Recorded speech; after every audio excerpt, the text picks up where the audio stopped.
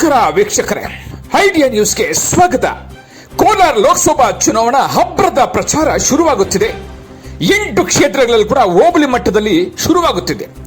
ಸುಮಾರು ದಿನಗಳಿಂದ ತಾಲೂಕು ಮಟ್ಟದಲ್ಲಿ ಕಾರ್ಯಕ್ರಮಗಳು ನಡೆಯಿತು. ಇಂದು ಹೋಬಳಿ ಮಟ್ಟದಲ್ಲಿ ನಡೀತಿದೆ.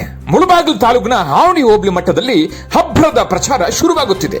ಜೆಡಿಎಸ್ ಬಿಜೆಪಿ ಮೈತ್ರಿ ಅಭ್ಯರ್ಥಿ ಮಲ್ಲೇಶ್ ಬಾಬು ಪರ ಜೆಡಿಎಸ್ ಕಾರ್ಯಕರ್ತರು, ಬಿಜೆಪಿ ಕಾರ್ಯಕರ್ತರು, ಜೆಡಿಎಸ್ ಮುಖಂಡರು, ಬಿಜೆಪಿ ಮುಖಂಡರು, ಸುಮಾರು ಸಾವಿರಾರು ಜನಸಾಗರ ಮಧ್ಯದಲ್ಲಿ ಈ ಕಾರ್ಯಕ್ರಮ ಅದ್ದೂರಿಯಾಗಿ ನಡೆಯುತ್ತಿದೆ. ಕೋಲಾರ ಲೋಕಸಭಾ ಜೆಡಿಎಸ್ ಮತ್ತು ಬಿಜೆಪಿ ಅಭ್ಯರ್ಥಿ ಸುಮಾರು 8 ಕ್ಷೇತ್ರದಲ್ಲಿ ಕೂಡ ಜಿಲ್ಲಾ ಮಟ್ಟದಲ್ಲಿ, ತಾಲೂಕು ಮಟ್ಟದಲ್ಲಿ ಆಯಿತು. ಈಗ ಹೋಬಳಿ ಮಟ್ಟದಲ್ಲಿ ಎಲ್ಲಾ ತಾಲೂಕುಗಳಲ್ಲಿ ಕೂಡ ಅಬ್ಬರದ ಪ್ರಚಾರ ನಡೀತಾ ಇದೆ. ಇವ್ರ ಪರವಾಗಿ ಆ ತಾಲೂಕಿನ ಬಿಜೆಪಿ ಕಾರ್ಯಕರ್ತರು, ಮುಖಂಡರು, ಜೆಡಿಎಸ್ ಮುಖಂಡರು, ಕಾರ್ಯಕರ್ತರು, ಎಂಎಲ್ಎಗಳು, ಹಲವಾರು ನಾಯಕರು ಕೂಡ ಆ ಕ್ಷೇತ್ರದ ಸಂಬಂಧಪಟ್ಟಂತ ಪ್ರಮುಖ ನಾಯಕರು ವ್ಯಾಲಂಟರಿಯಾಗಿ ಸ್ವೇಚ್ಛೆಯಿಂದ ಈ ಬಾರಿ ಜೆಡಿಎಸ್ ನ ಗೆಲ್ಲಿಸೋದಕ್ಕೆ ಶತಾಯ ಗತಾಯವಾಗಿ ಅಬ್ಬರದ ಪ್ರಚಾರ ನಡೆಸುತ್ತಿದ್ದಾರೆ. ಒಟ್ಟಾರೆ ಈ ಬಾರಿ ಕೋಲಾರ ಲೋಕಸಭಾ ಚುನಾವಣೆಯಲ್ಲಿ ಕಾಂಗ್ರೆಸ್ ಜೆಡಿಎಸ್ ಜಿದ್ದಾಜಿದ್ದಿಯಾಗಿ ಚುನಾವಣೆ ಮಾಡ್ತಿದ್ದಾರೆ. ಆದರೆ ಈ ಬಾರಿ ಕೋಲಾರ ಜಿಲ್ಲೆಯಲ್ಲಿ ಜೆಡಿಎಸ್ ಗೆಲುವು ಸಾಧಿಸುತ್ತೆ ಅಂತ ಜನರ ಅಭಿಪ್ರಾಯವಿದೆ.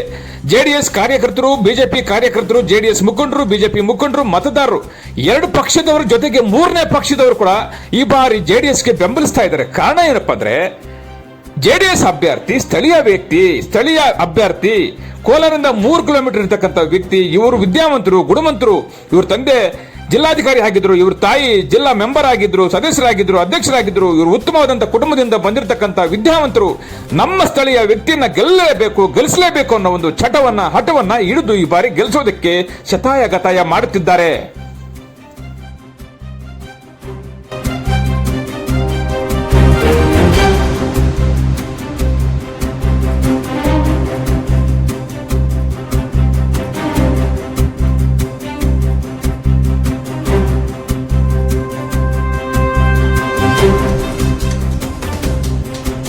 ಕರ್ನಾಟಕದ ಸಮಸ್ತ ಜನತೆಗೆ ನನ್ನ ಕೋಟಿ ಕೋಟಿ ನಮಸ್ಕಾರಗಳು.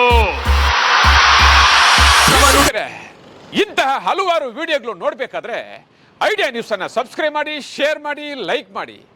ಕ್ಯಾಮ್ರಾಮನ್ ಸಂಪತ್ ಜೊತೆ ಐಡಿಯಾ ಮಂಜು, ಐಡಿಯಾ ನ್ಯೂಸ್ ಕೋಲಾರ.